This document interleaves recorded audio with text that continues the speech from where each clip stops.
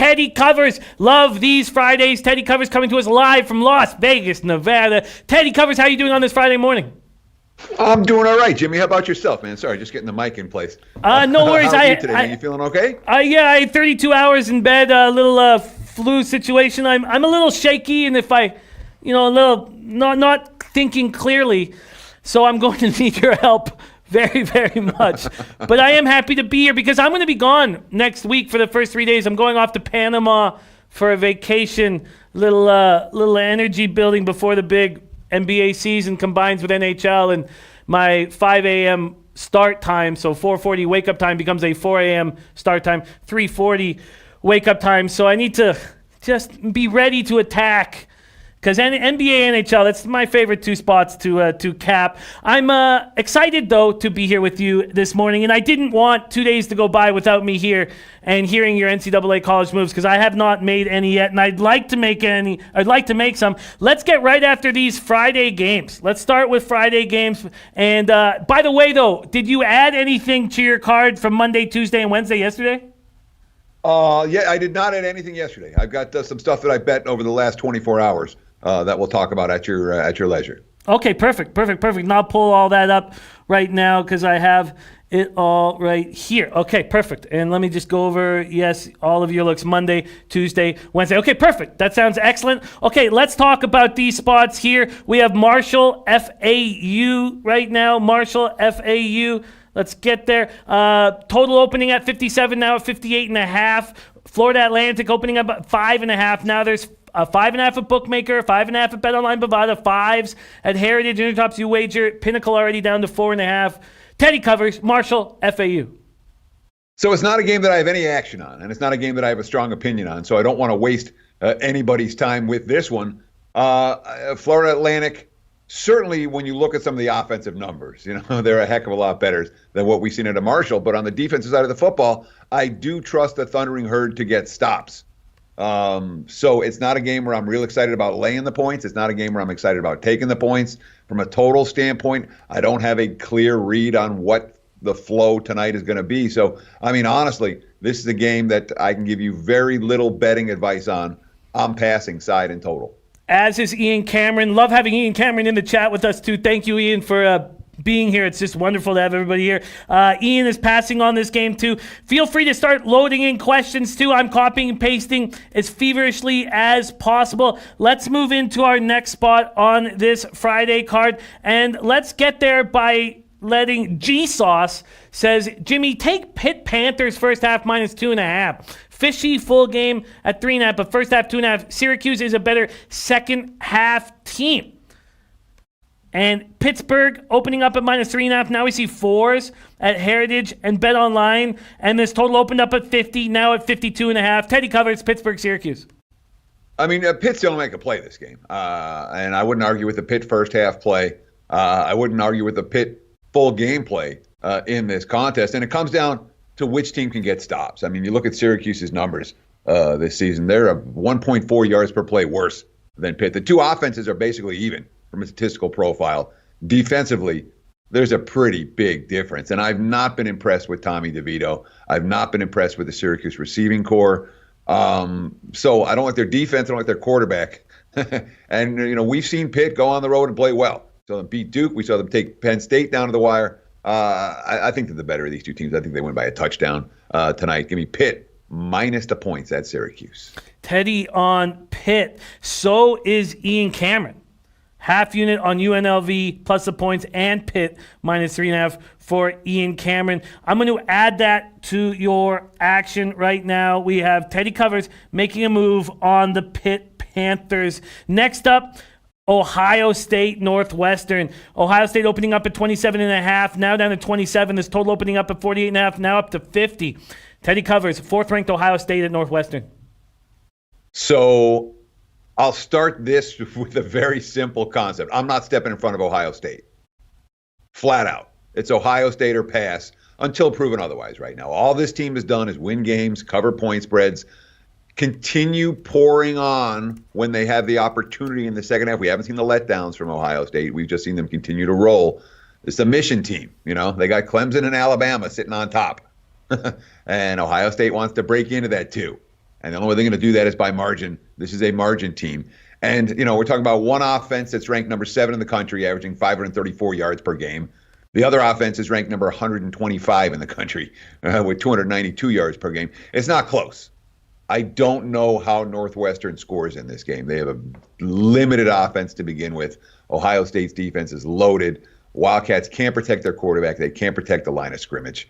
So I don't know how Northwestern. I understand the track record is an underdog. This is a class difference game, and I don't see Northwestern putting up points in bunches, to put it mildly. So that leaves me, do I want to lay 28 on the road with Ohio State? They got to look ahead for next week. I'm not excited about that prospect either, but if I had to play the game, it'd be Ohio State. Total-wise, again, I don't think Northwestern can score. The strength of that team is on the defensive side, so if I'm playing a total here, I'm only looking at the under. There's been a lot of talk about that under here in the chat. A lot of people liking it. Maybe that is a move. Why do you think the market's gone from 48.5 to up to 50? Because Ohio State's offense is that good. Yeah. It's a scary offense. Ohio State is a scary team to step in front of, to ask them to stop scoring.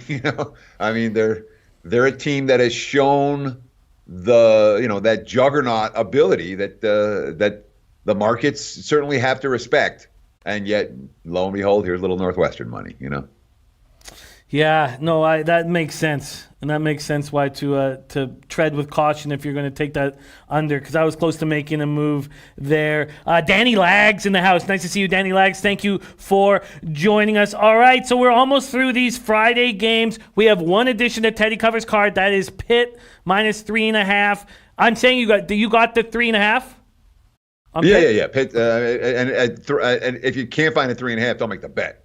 That's a 3.5. That's not a let's lay 4. And there's only 4s right now at Heritage and Bet Online, so still 3.5s all over the place. UNLV, Fresno State. Fresno State opening up at minus 14. Now 14.5s and 114 left at Bookmaker. This total opened up at 55, now at 53.5, 53s. There are 52.5s out there. And we've already had DJ Big Boss and Ian Cameron Babano both liking UNLV as a dog here. Teddy Covers UNLV, Fresno State. So I don't want to lay with Fresno. I know that this Fresno team legitimately is a good notch or two down from recent versions of the Bulldogs. And the markets, they're showing signs of understanding that. We saw a little bit of Fresno money in the week, and then we saw some UNLV buyback since that time. Particularly on the offensive side of the football. This isn't a team I'm excited about laying points with. It isn't. That being said, it was 48-3 last year. UNLV's coming off a monster upset win at Vandy, now traveling to the other side of the country on a short week. It's not a Rebel spot. It's not a Rebels team that I trust to do a whole lot in this game. But I don't like Fresno's offense. UNLV's playing with a backup quarterback. Their downfield passing game is mediocre at best right now. The Rebels want to run the ball 50 times tonight, if they can. Fresno's not a light up the scoreboard team. They got their revenge win over UNLV last year after getting upset at home 2 years ago. I think the under in this game is the one that makes the most sense to me. No argument with the play on the Rebels, plus the points. I don't think Fresno's, I'm not excited about laying more than 2 touchdowns with Fresno, but this feels to me a little bit like a defensive scrum between 2 mediocre offensive squads. I like the under in this one. The sharp money's already in that direction, so I bet it sooner rather than later. Yeah, the under is being talked about too. But let me just double check what Big Boss says. Big Boss on the over in the UNLV game. Okay, Big Boss on the over there. Interesting. I'll have to get more information from Big Boss on that. Okay, let's keep rolling now. And Teddy, I want to save a little bit of time for the ALCS Game 5 in New York. I also want to hear some of your NFL looks, so I want to save some time for that. Okay, let's move on to what Teddy has added to his card. So on Monday, Duke +4, Central Michigan -10, Iowa State -6, Washington State -13.5, Northern Illinois -1.5, Rice -3. So those were your looks on Monday. Duke +4, Central Michigan -10, Iowa State -6, Washington State -13.5, Northern Illinois -1.5, Rice -3. What of those plays do you like more, and what of those plays do you like less from what you locked in on Monday? So I got off Washington State. That's one that I've gotten off, and I took a half point, the worst of it. That's down to 12 now, unfortunately. Didn't like the quotes out of that locker room after the third straight loss, and it's one of those deals where I know I don't want Colorado, but I'm a little bit worried that the Cougs are a falling knife right now. So I got out of that play. And the Northern Illinois play, I'm gonna if I see a 3 with my MEO, I might take a half unit back the other side. It's not a play that I'm particularly strong on. It's something that stood out to me on Monday as a likely line mover. And it has moved, obviously, but the 3s haven't popped yet. If they do, I'm likely to take some Miami-O +3. But I have added a fair bit since then. I've been waiting. I was waiting for that Arizona State +14. I finally put that in my pocket. It's back down to 13.5 in a lot of spots, but I do think there'll be 14s available before kickoff. So Arizona State's one that I like. Herm Edwards on the road. In 2 years in Tempe, he's had 8 true road games. He hasn't lost any of them by more than a touchdown, including 2 already this year, against solid defensive squads in Michigan State and Cal. So it's an Arizona State team that I'm interested in points, plus points away from home. I put a little Clemson in my pocket, -24. And I know there were 23.5s out there. 24, I didn't get the absolute best of it. That being said, the more I looked at that matchup, remember we talked about this early in the week as to do I like the over or do I like the side, which ones are, and I decided that Clemson's defense, I think, is capable of shutting down Louisville's offense, and that's going to leave me on the side as opposed to on the total in that one. Clemson's going to get theirs. They'll get 6, 7, 8 touchdowns in this ball game. I don't think Louisville can trade points with them for 60 minutes. So that's another one that I put in my pocket. Boy, I haven't done it yet. I'm really tempted now by this Tulsa +17.5 at Cincinnati. And that's one that I may well bet as soon as we get off the air. But I wanted to talk about it, Tulsa plus the points. They had that crushing blown lead loss against SMU and then followed up last week by getting smacked around by a superior team. It's kind of circle the wagons time for a pretty good defense against a very mediocre offense. Since he's got a bye after this week, the last week's score was pretty fraudulent in the win over Houston. Not that they weren't the better team, but that's not a squad that moves the ball up and down the field efficiently on offense. Tulsa's defense is pretty good. I thought 17 is too much, and it's 17.5 again. I didn't get to it before we got on air, but that's one I think we'll be pulling the trigger on as soon as we get off. Happy talking about it right now. Tulsa, thinking of pulling the trigger on Tulsa. Okay, so I've added on Teddy's looks on Friday. Pitt -3, Arizona State +14, Clemson and Tulsa possibly at +17.5. So you added on Tuesday. Clemson's in pocket. Oh, sorry? Clemson's in my pocket. Yeah, Clemson's in your pocket. That's not a possibly. And Tulsa's going to be in my pocket as soon as we're done. As long as the 17.5s hold. It's not a maybe. It's I just didn't actually bet it yet before we got on air, but that's number one priority when we get off. Sounds good, and I've got that locked in. Questions coming in. Got you, Ski. There's a couple questions before you, but I have got you. You jumped on Louisiana Tech, La Tech on Tuesday. How do you feel about that now? I feel okay about it. I'm not in love with it. I didn't get off the play. I'm just going to hold probably what I have with I don't have the best number in my pocket. I thought I was moving the one direction and switch back the other way. I didn't want to end up with a Polish middle on this game, so I'm just going to hold my position on La Tech. It's it's certainly not one of my stronger opinions this week, but I do think they're a little bit better than Southern Miss, and the line doesn't show it. Okay, quick question about your Tulsa play, just because you haven't logged it in. Prince of the City says, how do we know Tulsa hasn't packed it in?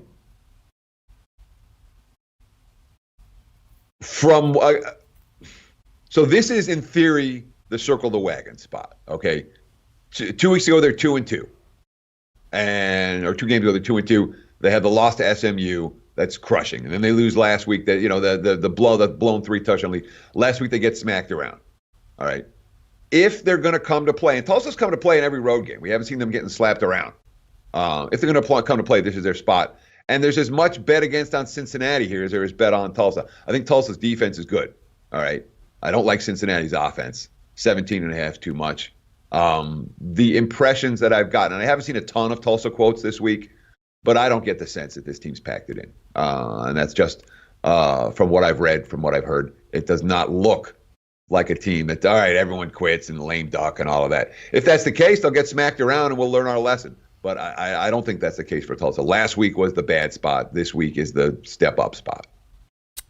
Teddy, we have a question from Eddie Euler, and Eddie Euler got me on a play in NHL that I like very much, and I'm tailing Eddie Euler in NHL tonight. Thank you, my friend Eddie. He says, what do you think about Kent State +8? Steve Priest already liking Kent State +7.5. Rotation number 345, 346. Kent State, Ohio, opening up at 7.5, and we now see a couple 8s on the board at Bookmaker, at UWager, at Bet365. What do you think about Kent State here? It's not a game that I put a ton of time into, so I don't want to give you an opinion that is dicey. Certainly, what Kent State did last week against Akron and what they did against Bowling Green 2 weeks ago is pretty good. And we're talking about a team, you look at their 3 games where they had to step up in class, the paycheck games, Arizona State, Auburn, Wisconsin, they got blown out in all of them. You know, I mean, I guess they covered the number against Arizona State. They gained 200 yards in that game. Awful box score number, et cetera, et cetera. The 3 games where they haven't been outclassed, they've been really good and good against the spread and all of that. And Ohio's not, I like Ohio a lot more in the dog roll. We saw them lose at home last week to Northern Illinois. They're certainly not beating teams by margin. They haven't done that since the beginning of the season. So I wouldn't talk yet at Kent State. It's a play that makes sense. All that said, I do think they're bigger, they're faster. From my preseason work on these 2 squads, there wasn't a whole lot of comparison. Ohio's got the better roster, so that does concern me here. But they certainly haven't lived up to expectations from a point spread perspective at any point this season. The Bobcats with only 1 cover, and that cover came in a loss against Marshall. Casano Magic says, Jimmy, can you ask Teddy about taking Alabama and the points? Night game, Saturday night, Tennessee, Alabama. Alabama opening up at -34.5, and they've stayed there pretty much. I mean, there's a 35 at Bovada, 34 at Bookmaker, 34.5s everywhere else. Casano Magic wondering if he should pull the trigger on Alabama. Yeah, I mean, once we start getting into the games where you're laying more than 4 touchdowns, I rarely get involved. The favorite has to be motivated for 4 quarters in these contests. They have to avoid the backdoor touchdown. They have to keep starters in the field. And if I'm going to lay a big price with Alabama, I'm more likely to do it on the road where the roster is shorter as opposed to at home where Saban can get everybody a little playing time in the second half of these ball games. And the Crimson Tide's defense, I mean, let's be honest, it's not what it was a year ago. Still an elite defense, no question, but it's not at that level where you can't picture anyone scoring against Alabama. So that makes it difficult for me to lay 5 touchdowns with them. All that being said, I want no part of the Vols. Okay, no part of Tennessee. And, we've seen them only play 1 road game this whole season. That was at Florida. That was ugly. This one could be uglier. If I'm playing, I'm laying, but I'm not playing. Not playing here. All right, questions coming in fast and furious, and I'm trying to get them all ready to go. We have a bunch of questions about this Oklahoma State versus Baylor spot. Joseph Browning thinking of pulling the trigger on Oklahoma State -3.5. Guillermo Zertucci saying, ask Teddy about Oklahoma State versus Baylor. Do you have a move do you have an angle on a side or a total here? Oh, yeah. I mean, this is, if you want to, you talk about the consensus plays, this is a wise guy consensus play this week. Just about every sharp bettor that I've talked to is looking at the Oklahoma State side in this ballgame. It's pure spot. Baylor's not going to go undefeated this season. They're going to suffer losses. Undefeated teams this late in the year heading on the road as underdogs. If you look at your database numbers for those type of teams, it's not very good. Okie State and Baylor coming off a series of battles. Okie State's coming off a bad loss and a bye, and that's a bet-on situation. The best of the number was gone early in the week. The 3s got bet up real early, 3.5. I would anticipate more Oklahoma State money. This is a play that, again, just about every wise guy that I know, there's a fair bit of support for the Cowboys this week, and it's all about the spot and a Baylor team that, let's be honest, they've overachieved a little bit. Baylor, maybe equal to Oklahoma State power rating wise, or even a notch or 2 ahead of Oklahoma State. But from a spot standpoint, it screams the home favorite as opposed to road underdog. We have a question coming in from our ski prophet. So, Jimmy, can you ask Teddy an opinion on Texas, Kansas under 61.5 or 62? It opened at 61. Now you can get, actually, no, there's only 161.5. Excuse me. That's at Pinnacle. 62s everywhere else, and 62.5s are popping up now. Texas opened at minus 22. Now 21 or 21.5. Ski prophet wondering if you have an opinion on the under in Texas, Kansas. I don't have a strong opinion on the game. I definitely worry about Texas being flat this week. They were flat last year immediately after Oklahoma, although they won that game in the regular season and lost the rematch in the Big 12 title game. But in the regular season, they came out of that game and were flat as a pancake the next week. The offense didn't do anything, and it stayed under by multiple touchdowns. Kansas is an interesting team in the sense of, you like the spot for Kansas, yeah, and I'm interested to see what kind of tricks Miles pulls out of his playbook this week with a little extra time. That's my biggest. I worry about Kansas defense not being able to stop Texas, and I worry about some trickery from the Jayhawks helping them get some cheap touchdowns. So it's not an under that I'm going to play. Well, I'm not going to talk you out of it, but it's not an under that I'm going to play. Not an under that Teddy is going to play. Next question comes in from our Christopher Commentini. Says, thoughts on Army, Georgia State. Rotation number 323, 324. Says, bounce back spot for Army, ? Army opening up at minus 5.5. There's still a 5 at Bet Online and Heritage, but 4.5s everywhere else. And this total's been stuck around 56.5 or 56 all week. Teddy covers Army, Georgia State. There's certainly Army's taking a big step down in defensive class this week after the Western Kentucky. And Western Kentucky's defense is pretty good, but they're also facing a team that sees their it sees an option every year, and when they play Georgia Southern, so there's some level of familiarity for Georgia State with what Army is trying to do. And now, the Army hasn't covered a number in about a month now. So. And back-to-back losses. It's supposed to be a bounce-back spot for them, but there's nothing to dislike about Georgia State, man. There really isn't. Even going back to the opener against Tennessee, and since then, they had the one bad game at Western Michigan. Everything else, they're competitive. They're moving the football, and the Western Michigan spot, whatever. It's one of those days in Kalamazoo against a non-conference foe that the things didn't break right, and everything, They turned the ball over early, and Western was hitting big touchdowns, et cetera, et cetera. Georgia State's defense isn't any good. Army's defense is a heck of a lot better. I'm kind of talking it out here. It's not a game I'm betting, and it's not a game I have a strong opinion on. So I can understand I can make a case for Georgia State here, and I can make a case for Army, and that leaves me on the sidelines. Yeah, I understand both sides there. Let's keep rolling. We have a question from our Prince of the City. It says, can you ask about the Oklahoma, West Virginia over, rotation number 387, 388. Opened at 65.5 and has gone down to 62 at Pinnacle. 63.5 at Bookmaker. So the market confused sort of as where to put this. And Oklahoma 33.5 point favorites at opening, now 32.5 or 33. What do you think of the over in West Virginia, Oklahoma? There was some concerns about West Virginia's quarterback, and I believe that he's been upgraded to probable, that he's expected to play in this game. Let's put it this way. I wouldn't talk you out of it. Oklahoma's an over team. And they, last week's game stayed 3 scores under.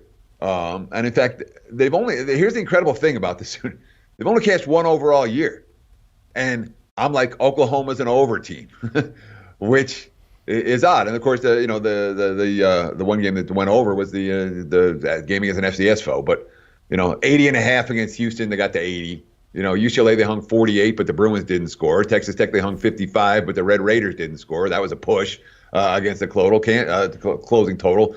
Kansas, they score 45. That one stays under by, a point or a half point in that one. And then last week, we saw an under there. But I would expect Oklahoma to be able to move the ball up and down the field here. And I would not be surprised if West Virginia, I certainly look that they're going to have more offensive success than they did last week against Iowa State, where they couldn't move the ball at all. Over makes sense. Wouldn't talk you out of it. Question coming in from Casano Magic and also commented and questioned by Perfect Rotation. Casano Magic says, can you ask about taking the Ducks with the points against Washington, please? And then a little bit later, Perfect Rotation says, ask Teddy, am I stupid for betting Washington +3 for $300? Oregon opening up at -3. Now they're 2.5s on the board. This total opened up at 50.5 and is now down to 48 or 48.5. 12th ranked Oregon at 25th ranked Washington, Teddy. All right, stop. Nobody's stupid for making any bet. All right.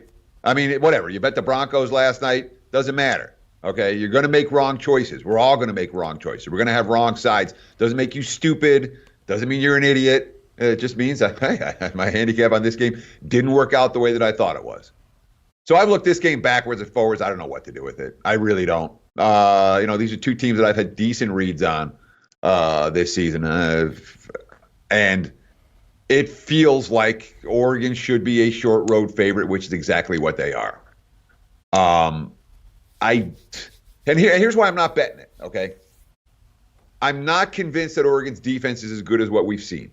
All right, they put up ridiculous numbers, and they really haven't faced an offense that's clicking at all.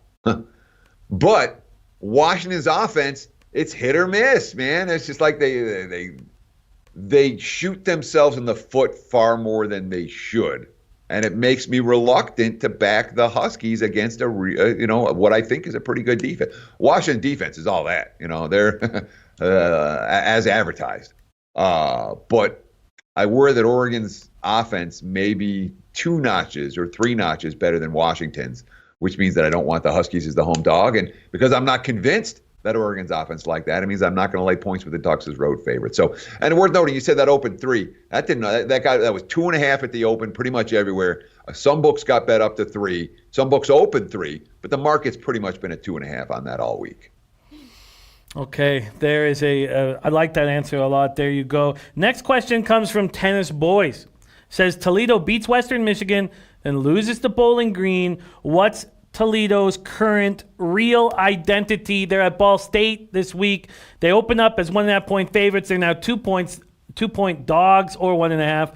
And this total opened up at 57.5. Now it's up to 60.5. What is Toledo's real identity? Asks Tennis Boys. I don't know. The markets don't know. But, you'll see teams in the MACs, the Sun Belts, the Conference USAs, the lesser conferences. There can be a very wide array of randomness when teams are up or down for a game. They don't get up for all 12 games, and it shows on the scoreboard. I don't know what Rockets team we see this week. Toledo's capable of winning this game by double digits. They're capable of losing this game by double digits, and those are the types of game that I tend to leave alone. Yeah, understandably so. All right, we've got to move on to different spots here. We do have a question that's come in from our Rich G, and I'm sorry if we didn't get to all of them, but I really want to hear what Teddy thinks about MLB and NFL. Rich G says, ask Teddy about Cal, Oregon State under 52 and Missouri -21. Let's start with Cal, Oregon State under 52. The only way I would play would be the under in that ball game.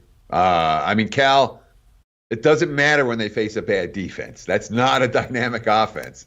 And defensively, they are every bit as good as advertised. There's nothing fraudulent about Cal defensively. They are the ultimate under team, and I would only look in that direction, even against an Oregon State team that tends to play overs. This is a pretty high total for a Cal game.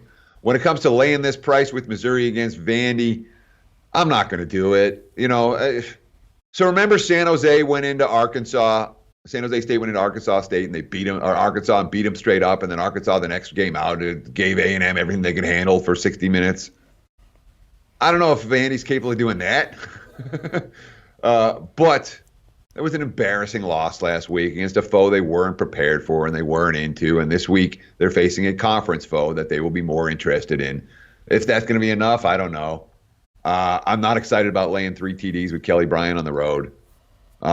This has a feeling of a sluggish game. Maybe look at the under, but sideways, I'm not going to lay that price.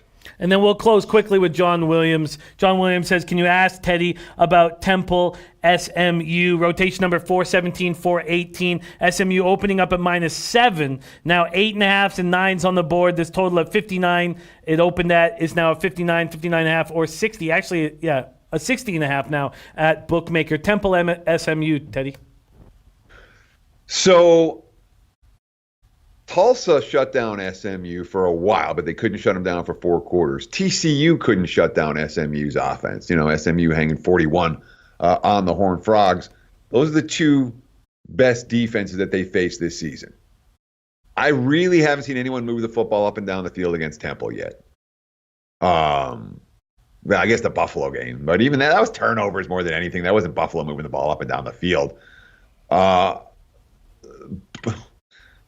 But coming off the Memphis win, going to SMU and facing a Mustangs team off a test, where they had to rally, in that crazy game against Tulsa, and a bye, I can understand why the money's come for the favorite here. It does feel like an SMU spot, and when we talk about buys at this stage of the season against a team that's coming off a slugfest, that matters. One team fresh, the other team not fresh. And as we get into mid-October, late October, early November, the teams coming off the bye deserve a power rating boost. I think that's why we've seen the SMU money. I would only look at the Mustangs in this one. And Eddie Euler saying, lots of rain this week. Check the weather of games you are betting. Very, very important from our guy, Eddie Euler. Beautiful. Okay, I would like to spend less time on baseball, more time on NFL, and sorry to rush you at the end of this show, at the end of the week. Teddy covers, I think there's blood in the water in New York, and Verlander on regular rest with no pressure is very, very enticing. I'm on the Astros -1.5. I'm on the Astros team total overs. This is a loosey-goosey group coming in right now, and I think they're very, very, very dangerous here. The Astros open up at -135. They're now at -141. This total's at 7.5, although BetOnline did open it at 8. Just BetOnline. Most of these books opened it at 7.5. And the way I see this is that the Yankees are in big trouble. A healthy Stanton would help. A healthy Domingo Germán would help very, very much. And they're not available. And Stanton may play at 80% or 70% or whatever it is. But I feel very confident in guys like Correa and Springer who've been struggling, who are 2 for 17 and 3 for 17, although 2 homers each, are now feeling good about themselves. The Astros feel good about themselves with no pressure. And I'm on the Astros to take care of business tonight. Teddy covers Verlander Pax in Game 5 ALCS. So let me start with this, all right? My postseason baseball stinks, and every pick I've given out on the show I think is lost or close to it. So yeah, I like Houston today, right there with you, Jimmy. Okay. And that's the truth of it, dude. I mean, look, when I'm seeing something clearly, when I'm nailing it, I'll talk about it. When I'm not seeing something clearly and I'm getting everything wrong, I had the Yankees last night. I'm never in it. Wasn't the right side. I like the 2 dogs the day before, wrong and wrong. I would only take Houston today for what it's worth, but I mean, my MLB postseason has not been good. And when I'm not running good, I'm not trying to bang my head against the wall. Oh yeah, let's play. No. But yeah, I could only play Houston today. It sure felt like the series was done with that second home run last night. The second 3-run dinger, and you looked at the 2 dugouts, and it was just that series was over right there and then. 54 Fahrenheit, it's going to be cool, but 12 miles per hour out to right field will be the wind, and it's done. I think it's done. Now, the Yankees have handled adversity spectacularly well, and, I just don't think it's their year, and it's too bad. It's too bad because they showed a lot of resilience this year dealing with the injuries. Astros take care of business tonight on my end. Teddy covers, I'm in 8 plays so far in NFL, and I'm very excited about them. Very excited about them. I fell apart in weeks 2 and 3 of the season, and I've had 3 winning weeks in a row. Slight winning weeks, but winning weeks all the same. And I'm getting myself slowly, very slowly out of the hole. There's 8 spots that I'm on, but everybody knows what I'm on. What we want to hear is the spots that you like the most. And one I did add on this show is the over in Philly, Dallas, the Sunday nighter. But let's hear what are the looks that are jumping out on your card in this week, Sunday, October 20th. Teddy Covers, take it away. Yeah, I mean, this isn't a week where I peppered the board with NFL wagers. I took Oakland plus against Green Bay. And that's one that, I mean, from a spot standpoint, it stands out like a sore thumb. I don't care if Devontae Adams plays or not. Even with an 80% Devontae Adams, the Packers do not have playmakers in bunches. You know, that's an offense that, they got to run the football to win. And Raiders, there were some concerns about their offensive line. Their offensive line looks healthy coming into this game, coming off the bye, coming off back-to-back wins in which they were able to physically control the line of scrimmage. Oakland's bet on right now, and this is not a bet on spot for Green Bay by any stretch of the imagination. Another huge game on tap for them next week. I like the Raiders plus in that one. I laid and I took an even money with the Rams where I laid 3. It's 2.5 there in a lot of spots. I don't want Atlanta. I will continue to look to fade the Falcons. And after facing the 49ers, and again, the markets, they're looking at the Rams. Hey, they're coming off back-to-back huge divisional games and traveling east, and then they got another game. And no, they've lost 3 in a row for the first time in the McVay era. It's circle the wagons time, and Atlanta's defense is not going to get stops against L.A. And again, I'm seeing 2.5s.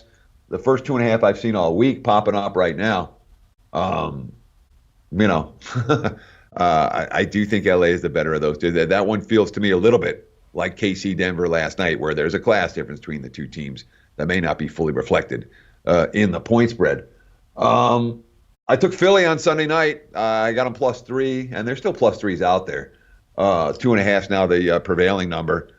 Dallas isn't healthy. Every time, the Cowboys this, the Cowboys that. It's just injuries. It's not Jason Garrett. It's not. When you don't have a healthy offensive line, you look like Stanford did last night, okay? Dallas doesn't have a healthy offensive line. The receiving core is banged up. The Eagles should be getting a couple of their cornerbacks back this week. I expect their second to be better in Philly in a little circle the wagons mode too, off a series of bad losses. I think Philly's the better of the two teams, so I took the Eagles plus the 3. I haven't moved yet on Seattle. I might. I might. It's down to 3 now. I was waiting for a 3. Russell Wilson's the NFL MVP, and Baltimore's defense is garbage, and that I think is a problem. And the markets that look at the Seattle, they go, look at that statistical profile, not as good as it should be. And the Ravens outgained their opponent by in the 250 yards last week, but Baltimore's turning the ball over. Baltimore's settling for field goals. So Seattle may well make my card. Like I said, I haven't bet it yet, but at 3, I'm interested. I love hearing all of that. I'm on the Raiders +5.5. I'm on the Rams -3. I thought when Ramsey I know he's not 100% announced to be in, but it looks like he's going to be in. And when I thought that was going to happen, I thought, man, they're going to be 3.5s. So to see a 2.5, I'm confused. But I'm on the Rams as well. Love it. Teddy Covers, thank you so much for joining us. So I won't be here with you Monday, Tuesday, Wednesday of next week, and we'll be back in action Thursday and then on for the rest of the season. Follow this man on Twitter, Teddy_Covers. Let's take one last look at Teddy's action here in this week's card. Going to go over it from the Monday all the way through. On Monday, he gave us Duke +4, Central Michigan -10, Iowa State -6, Washington State -13.5, which he has since got off, Northern Illinois -1.5, where he wants to get off, and Rice -3. A lot of those looks, he smashed line movements. Louisiana Tech on Tuesday, and then Wednesday he was talking about wanting to get on Arizona State when he got the 14. He has now got the 14, so that's an official play as of Friday. Pitt -3.5, Clemson minus the points, and Tulsa +17.5. Teddy Covers, thank you so much for joining us, sharing all your hard work with us. It means so much. Yeah, man, that's a lot of action. So is there going to be Babano hosting? Are we going to have a guest host on Monday, or is there no show? Oh, no, there'll be shows. Good. I will be talking with Babano very shortly and desperately hoping he's available. Hey, Jimmy, man, look, you deserve a couple of days off. Enjoy yourself. Thank you. Come home safe, though. We'll talk to you next week. Much love to you. There he is. Teddy Covers in the house.